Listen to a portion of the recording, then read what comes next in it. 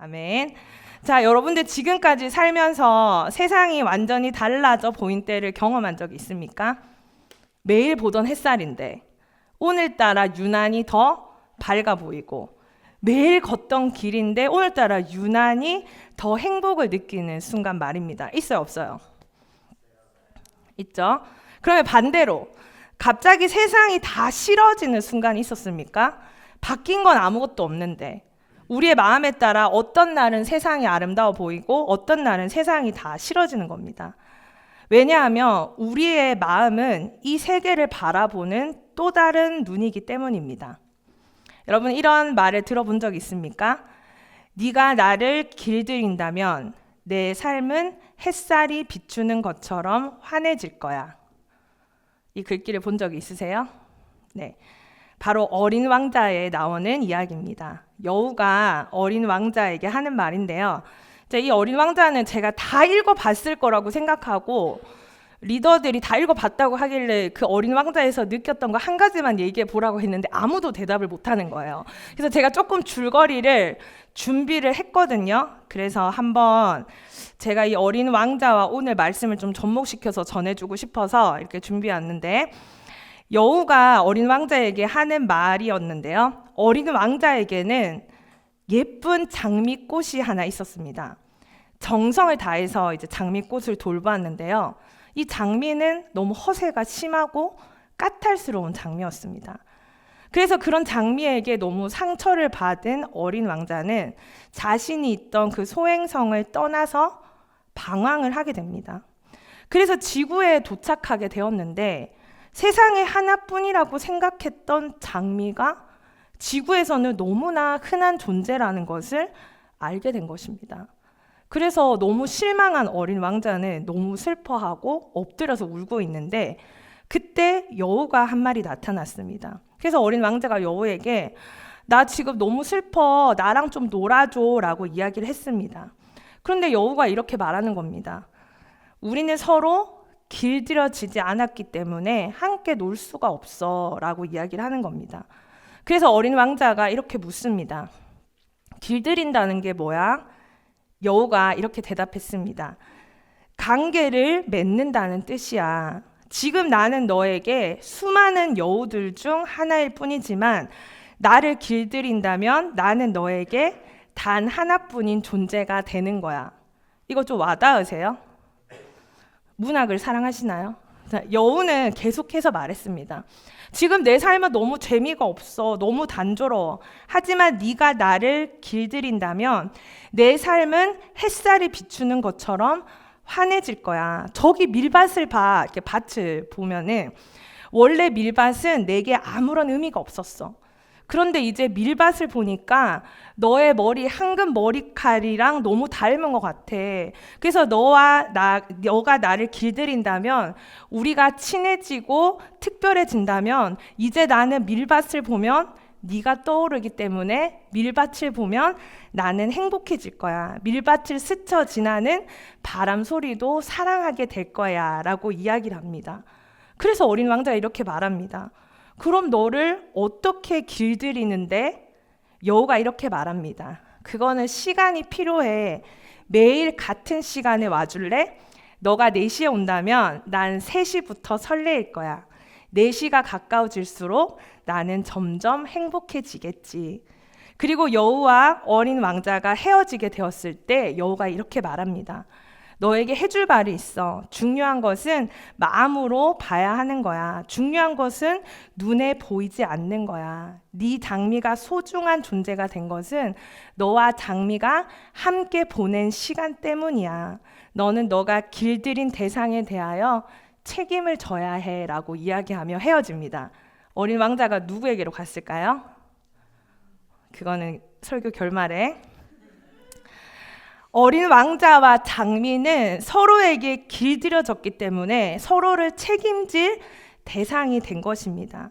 서로에게 길들여진다는 것은 차츰차츰 신뢰를 쌓고 길들여지는 시간이 필요한 것입니다.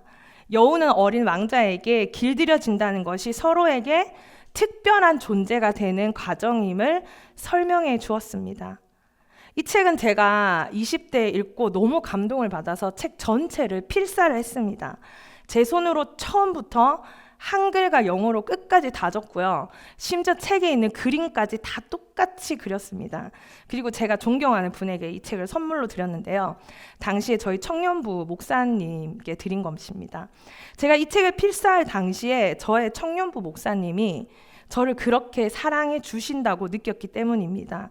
까탈스럽고 요구가 많은 장미꽃 같았던 저를 참 사랑해 주셨거든요.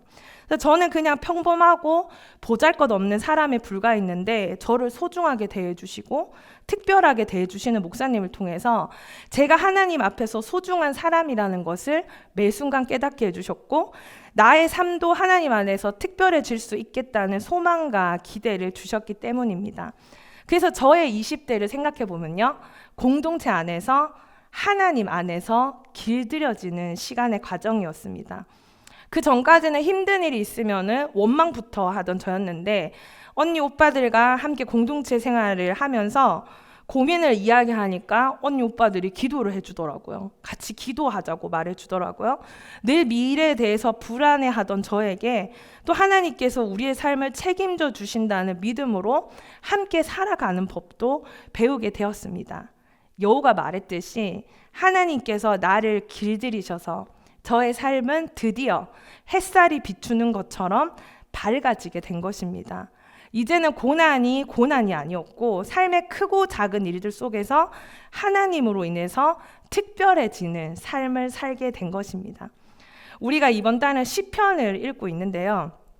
우리 리더들이 저는 시편이 너무 어려워요. 이런 말을 하더라고요. 특별한 스토리도 없고 뭐 줄거리도 없으니까 묵상의 포인트를 잘 잡지 못한다는 것입니다. 근데 시편을 읽다 보면은 기쁨, 감사, 슬픔, 분노 그런 다양한 감정들이 하나님께 표현되고 이러한 시인의 반응을 통해서 하나님과 우리의 관계를 좀 더 진솔하게 마주할 수 있게 되는 성경입니다.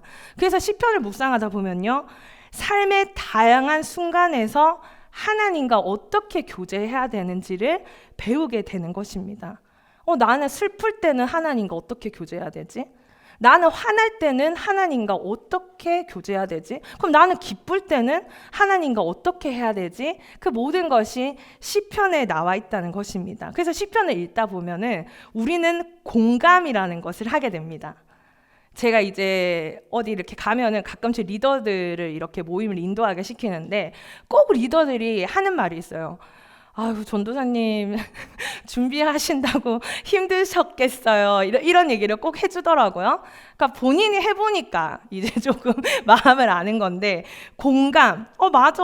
나도 슬플 때가 있었지. 나도 저럴 때가 있었지. 슬펐을 때, 나는 진짜 욕하고 나는 원망만 했었는데, 그냥 이렇게 하나님한테 내 마음을 그대로 얘기하면 되는 거구나 하면서 시편이 어떻게 하나님한테 고백하는지를 보면서 나의 모든 상황 속에서 하나님과 어떻게 가까워지는지를 배우게 되는 것입니다. 우리가 함께 오늘 읽은 시편의 본문은요, 특별히 하나님을 찬양하는 시입니다. 그래서 오늘 만약에 이 본문이 하나님께 길들여지지 않은 자들, 하나님과 아무 상관없는 사람들이 읽었을 때는 하이라이트도 없고요, 뭐 영화에 드라마에 나오는 반전도 전혀 없어.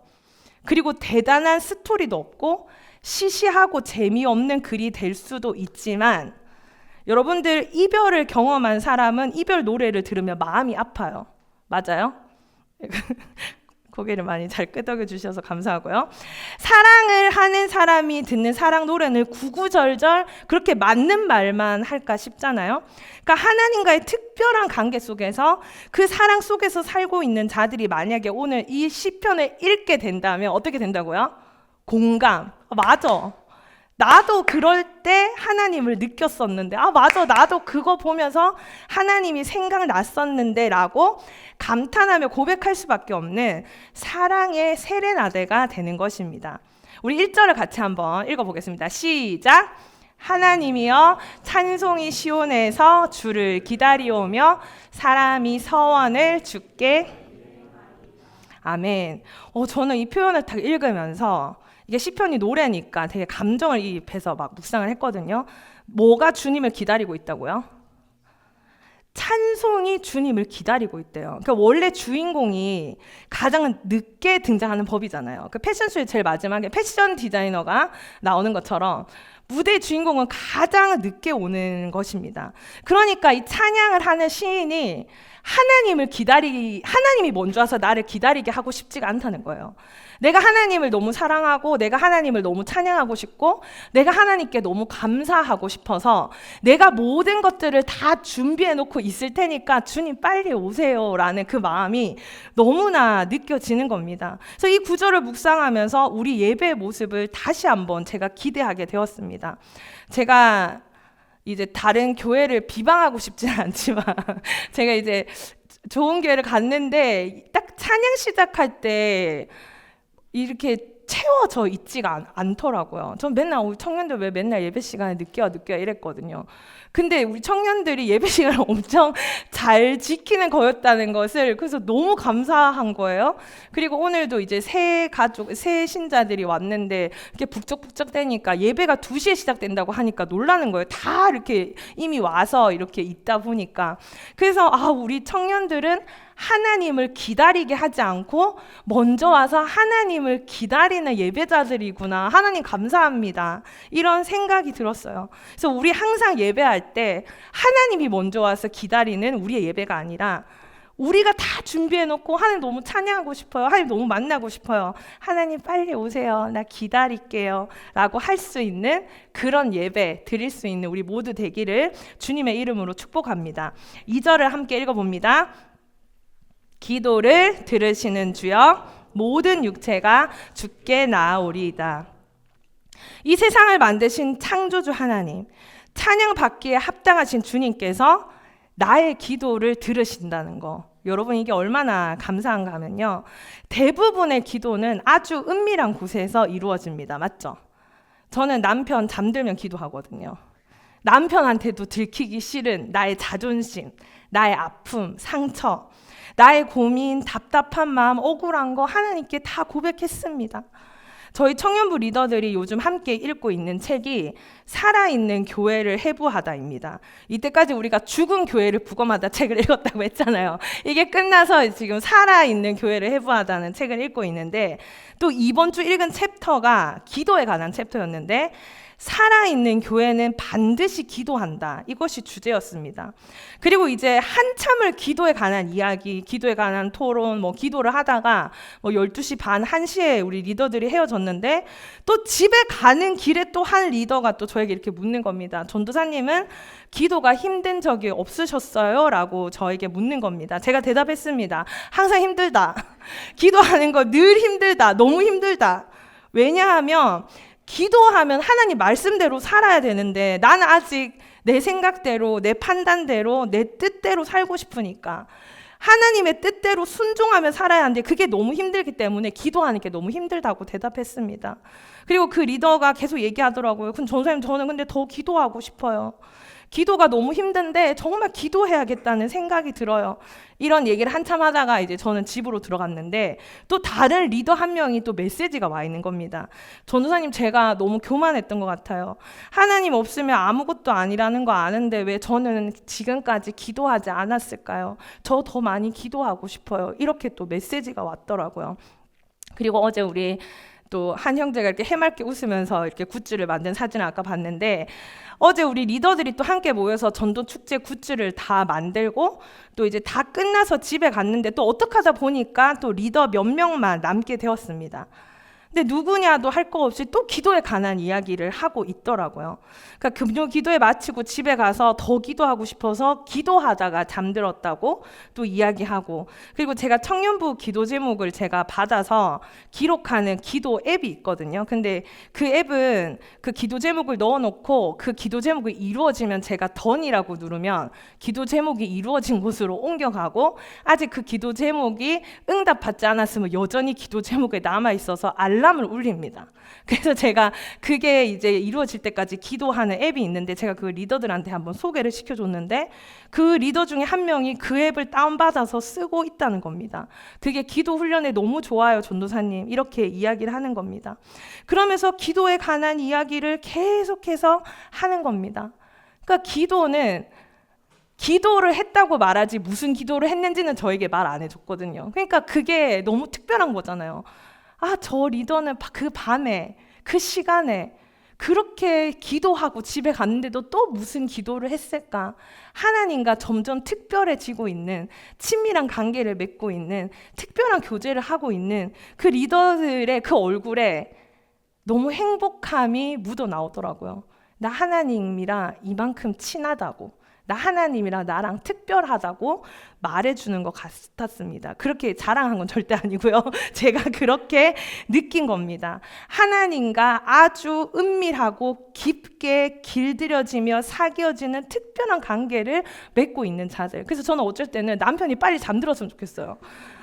나 너무 속상한 게 있어서 빨리 하나님한테 울면서 기도하고 싶은데 그냥 울면 자꾸 물어보는 거예요. 왜? 무슨 일 있었나? 말해봐라. 니 내랑 말하기 싫나? 이러면서 그래가지고 하나님 제발 남편 빨리 잠들게 해주세요. 나 하나님한테 할 말이 너무 많단 말이에요. 이러면서 제가 이렇게 그럴 때가 있는데 여러분들 하나님과 그런 특별한 비밀을 만들어내는 거 바로 기도입니다. 근데 이 시편의 저자가 뭐라고 말해요? 내가 내 기도를 들어주시는데 누가? 모든 육체가 너희들도 다 나와서 기도해. 내 기도만 들어주시는 거 아니야. 모든 사람이 하나님께 나아가면 하나님은 너와 1대1의 관계를, 너와 은밀한 관계를, 너와 그 친밀한 관계를 다른 사람은 절대 이해하지 못하는 너의 슬픔과 아픔과 억울함과 그 모든 것들을 나랑 이야기하자. 나는 듣고 있어 라고 말씀하신다는 것입니다. 3절 함께 읽습니다. 제약이 나를 이겼사오니 우리의 허물을 주께서 사하시리다. 4절 주께서 택하시고 가까이 오게 하사 주의 뜰에 살게 하신 사람은 복이 있나이다. 우리가 주의 집 곧 주의 성전의 아름다움으로 만족하리이다. 우리 2절부터 5절까지의 말씀을 딱 읽어보면요, 바로 구원의 하나님을 찬양하고 있는 것입니다. 때로는요 제약이 나를 이길 때도 있습니다. 우리 살다 보면 정말 죄가 나를 이기잖아요. 내가 죄한테 지잖아요. 근데 그때 하나님은 우리를 용서해 주시고 우리가 사랑받을 자격이 없을 때 하나님이 우리를 사랑하셔서 선택하셨다는 것을 우리는 알게 됩니다. 가까이 오게라고 번역된 히브리어는 둘 사이의 관계가 매우 친밀하거나 가깝게 다가옴을 뜻합니다. 하나님과의 친밀한 영적 교제가 이루어지고 있다는 것을 표현하는 건데요. 하나님의 은혜로 죄를 용서받은 자들은 하나님이 그들을 이끄셔서 하나님과 깊은 사귐을 누리게 한다는 것입니다. 그리고 어디에 살게 하셨다고요?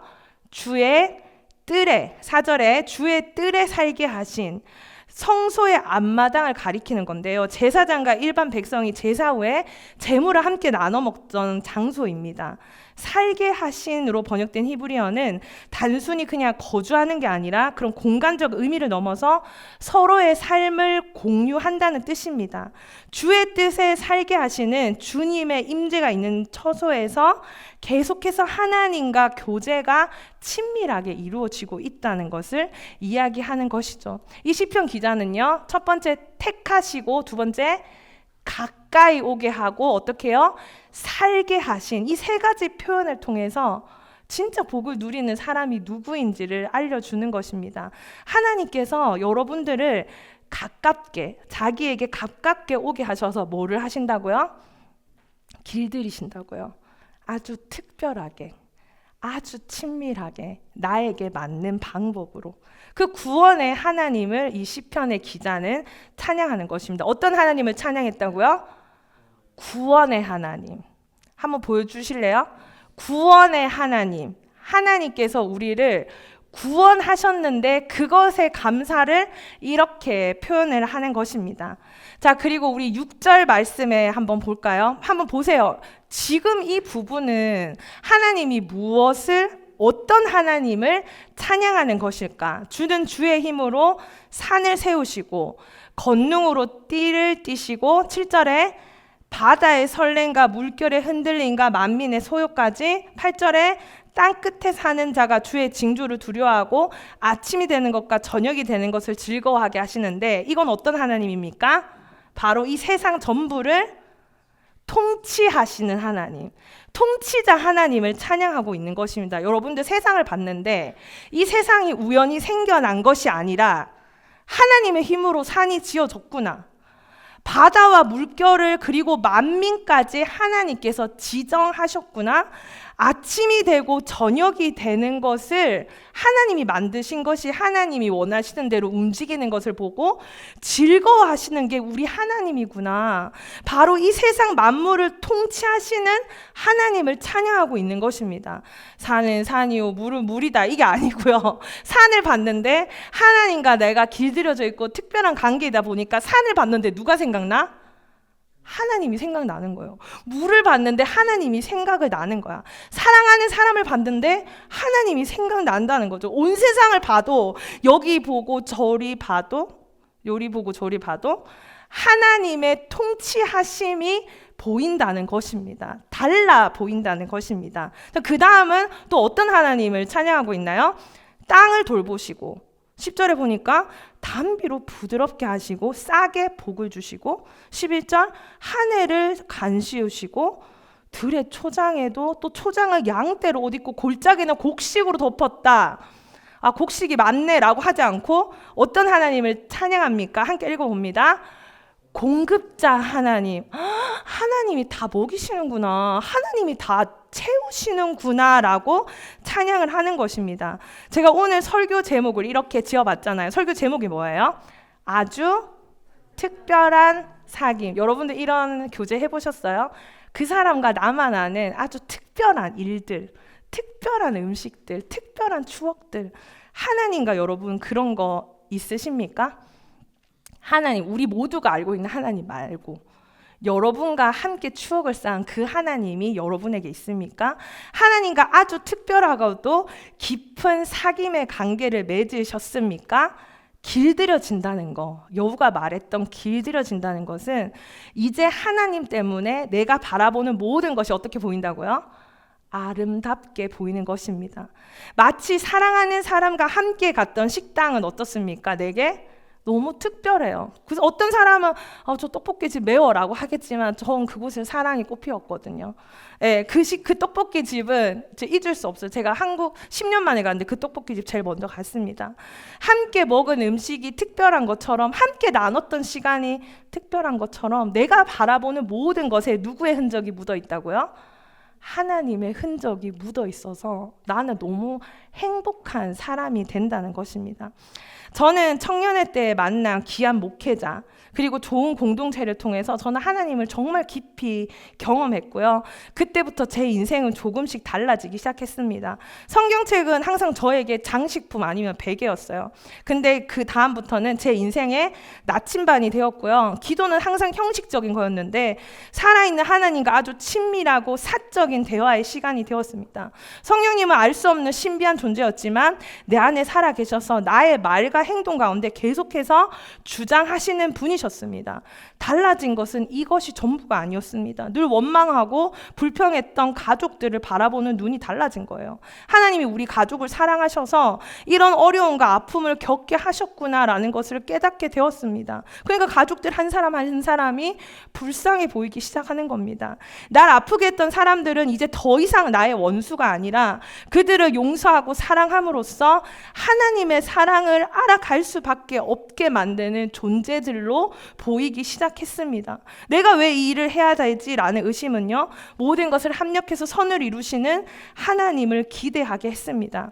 늘 사랑받기만을 갈구했던 연애는요, 상대방을 향한 하나님의 사랑을 알게 하셨습니다.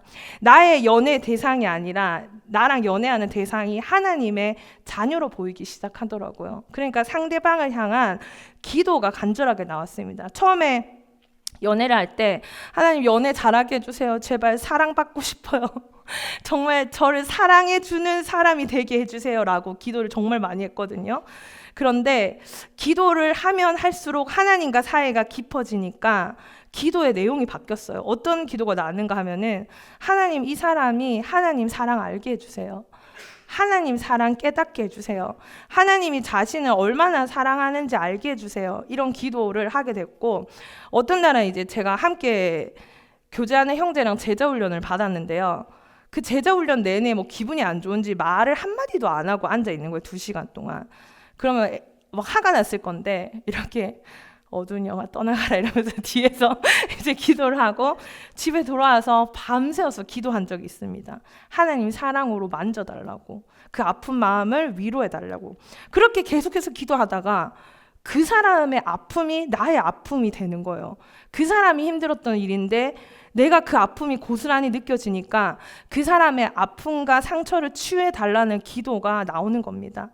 정말 말 그대로 하나님과의 그 특별한 사귐 때문에 세상의 모든 것이 달라 보이기 시작했습니다.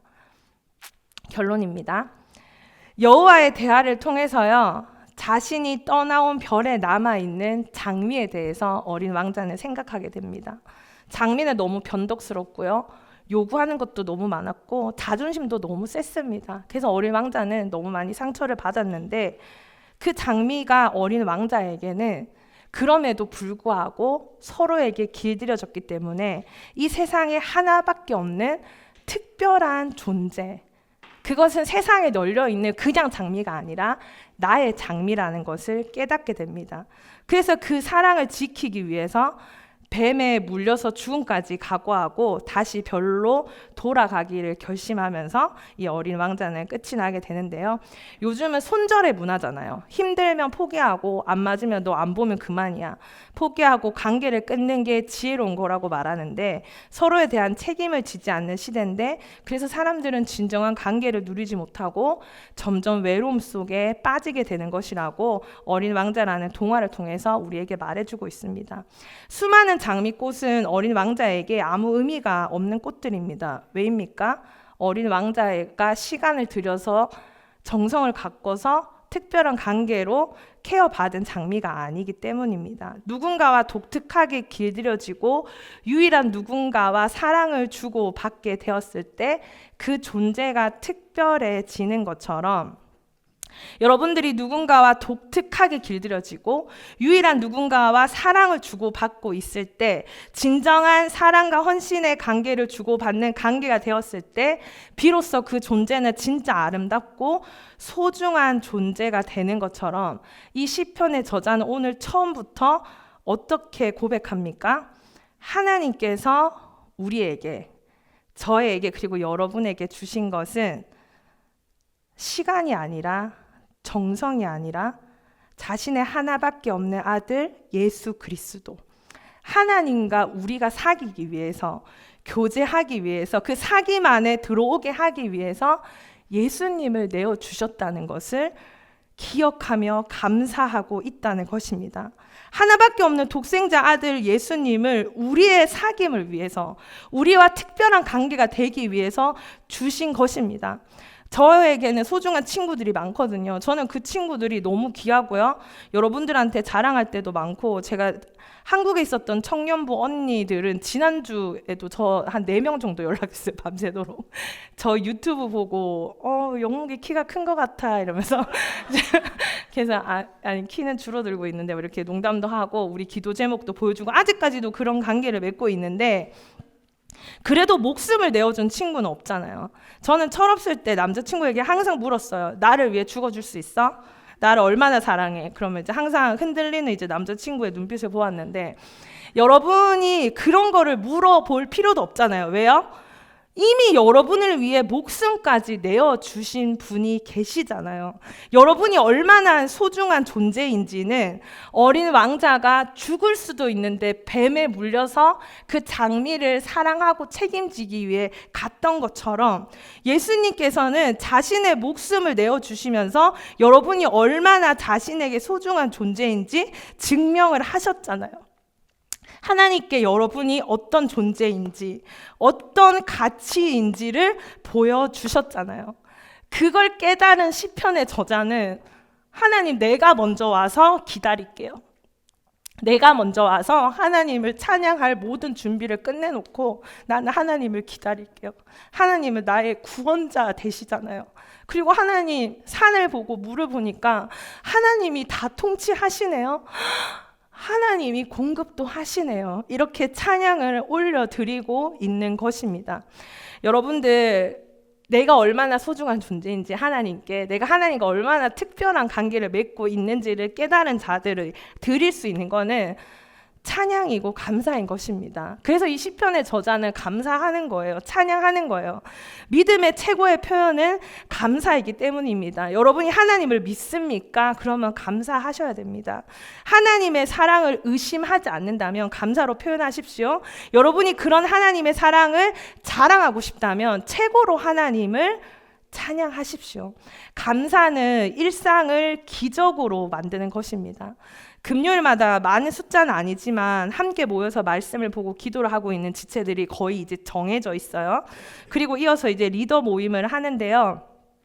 그 리더 모임을 할 때마다 제가 느끼는 게 기도하는 시간이 점점 뜨거워지고 모임이 끝나고 집에 가는 차 안에서도 모임에서 있었던 은혜를 계속해서 나누고 있다는 것이 너무 감사하고, 그 금요일이 대단한 프로그램이 아니고 대단한 스피커가 아니지만 하나님이 우리에게 주시는 그 말씀 때문에 그 시간이 점점 특별해지고 있다는 것을 저는 경험하게 됩니다.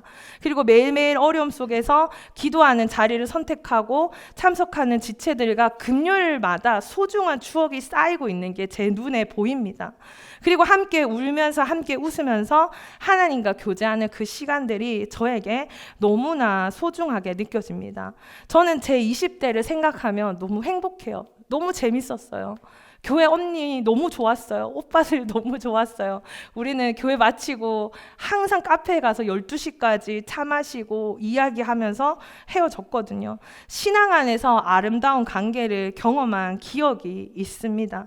그래서 그때를 생각하면 너무 행복해서 지금도 연락하고 얘기하면 행복해지는데, 최근 여러분들을 보면서 나의 40대에도 하나님이 이렇게 아름다운 공동체를 주셨구나, 내가 사랑할 수 있는 사람들을 주셨구나, 또 나의 50대, 60대의 이 순간들이 얼마나 소중하게 느껴지고 또 추억이 될까를 생각하니까 너무 행복해지더라고요. 어젯밤에 하나님과의 특별한 관계 속에서 사귐을 경험했기 때문에 저는 지금 우리 관계 속에서도 하나님께서 만들어 가실 우리들의 이야기를 저는 이 말씀을 준비하면서 기대하게 되었습니다. 오늘 이 예배 후에 오늘 저녁에 집에 가서 여러분 다시 한번 이 시편 65편을 다시 읽어 보시기를 강력 추천 드립니다. 그리고 고백하십시오. 이게 지난주 월요일 큐티 말씀이었거든요. 제가 지난주 월요일에 좀 기분이 안 좋았어요. 그래서 이 말씀을 읽는데 또 찬양, 그래, 하나님 찬양해야지 이렇게 제가 끝났거든요. 근데 돌아봤는데 이번 주 주일 말씀인 거예요. 하나님 은혜를 주세요. 우리가 왜 찬양해야 하는 거죠? 하나님께 또 기대하고 이 말씀을 깨달으면서 하나님과의 추억이 파노라마처럼 싹 지나가고 이거를 다시 읽으니까 그냥 넘겼던 말씀인데 구구절절 나를 향한 하나님의 사랑이었구나, 예수님의 노래였구나, 이거를 다시 한번 깨닫게 된 것입니다. 11월 24일은요 연합 예배가 있는데 어떤 연합 예배인 줄 아세요? 특별 감사 연합 찬양 예배입니다. 모든 세대들이 나와서 자신의 감사를 예배를 통해서 드릴 거예요. 막 유치부 애들도 막 잘 준비하고 있고요. 초등부 잘 준비하고 있고, 뭐 중고등부 막 Do you love me 막 하면서 이제 열심히 준비하고 있어요. 저희 청년부 지난 시간들을 착 묵상하면서 달리기라는 찬양을 함께 하려고 합니다. 다시 숨을 고르고 거칠은 이 길을 달리기, 고난도 실망도 나를 멈출 수 없네, 내가 달려야 할 길, 나의 젊음을 다 쏟아낼 내 사랑 내 운명. 너무 좋잖아요. 내 사랑, 내 운명, 나의 주님께 달리기. 이 찬양 우리가 드려야겠다 생각해서 이 찬양으로 선택했습니다. 하나님과 나와의 특별한 사귐 속에서 승리의 날을 향해 함께 달려갈 여러분들을 꿈꾸면서 이 찬양의 고백 함께 드리기 원합니다. 여러분들 한 사람도 빠짐없이 저 이 찬양 같이 불렀으면 좋겠어요. 그래서 주일 지금 예배 못 드리고 있는 지체들한테 개인적으로 메시지 다 보냈어요. 연습해 오라고. 그날 예배 드릴 거면 같이 올라와서 찬양하자고, 우리 젊음의 고백을 같이 드리자고 말입니다. 여러분들은요, 하나님께 길들여진 아주 특별하고 소중한 존재입니다. 맞아요?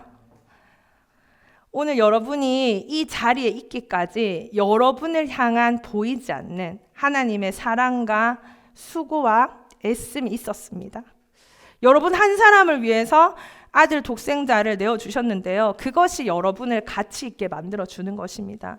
여러분은 우연히 태어나 우연히 살아가는 존재가 아니라 하나님께서 창세전부터 계획하셨고 지금까지 인도하셨다는 것입니다. 그리고 제가 지난주에 여러분의 삶에 하나님의 뭐가 있기를 원한다고 했어요. 하나님의 스티그마, 흔적이 있기를 원한다고 말했는데 한 주 동안 다들 까먹으셨네요. 근데 청년의 때에 또 이번 주는 하나님과의 추억을 좀 많이 쌓으라고 이야기해드리고 싶습니다. 저는 이렇게 사진 찍히는 걸 좋아했어요. 근데 나이가 드니까 좀 싫던데 20대 때는 사진 찍히는 걸 좋아해서 저는 사계절 사진이 정말 많았어요. 낙엽이 내리기 시작하면 저의 사진 찍는 날입니다. 낙엽을 던지고 한 바퀴 돌고 낙엽을 불기도 하고 낙엽 밑에서도 찍으라 그러고 위에서도 찍으라 그러고 눈이 오면 눈을 던지고 사계절을 마음껏 즐기면서 사진을 참 많이 찍었거든요. 그래서 계절이 바뀔 때마다 그 사진들이 파노라마처럼 싹싹싹싹 지나갑니다. 그래서 사진을 많이 찍어준 상대방에게 참 고마움을 많이 느끼는데요. 항상 기도할 때마다 생각나는 얼굴이 있고요. 내가 기도할 때마다 생각나는 순간들이 있다는 건 너무 행복한 거예요. 내가 진짜 힘들 때 하나님께 기도했는데 그때 하나님이 나를 만져주셨거든. 그러니까 그 추억 때문에 또 기도할 수 있는 거예요. 하나님과 나는 아무도 모르는 그런 비밀이 있거든요. 내가 진짜 괴롭고 힘든데 한번 찬양을 불러봤어. 기쁜 찬양을.